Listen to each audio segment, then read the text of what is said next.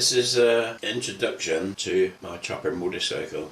Hopefully I'll do a little series on things I've done to it. First of all, a bit of a history. The bike was built by B&H Motorcycles in Cornwall in 2005. It uses the Arlen Ness Y2K frame. Basically all the running gear is Arlen Ness as well.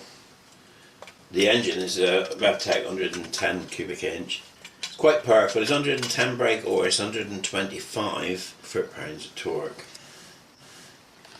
The compression ratio is 10.5 to 1. That is quite high, but I can use regular sort of premium pump fuel. This was built for a customer. I believe he lived in Cornwall. I do know he lived in Cornwall actually, but I obviously won't disclose his address.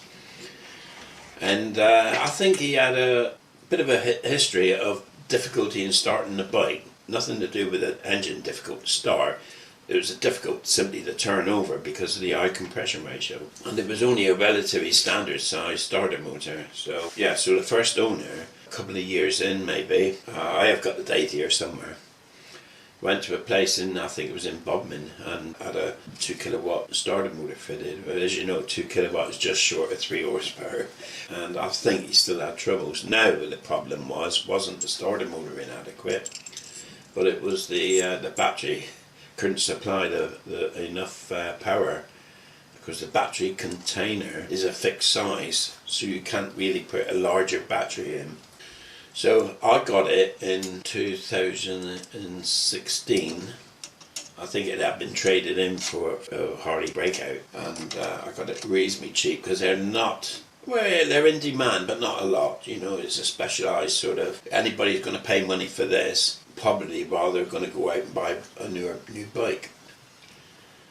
A new bike would be boring to me, you see. So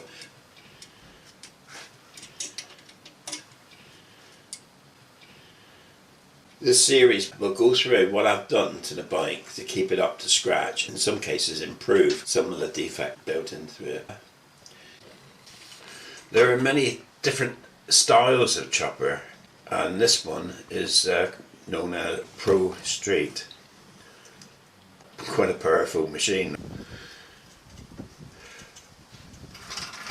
So this is the introduction to a series on this bike put up on YouTube. I've taken video over a period of time, not really done anything with it.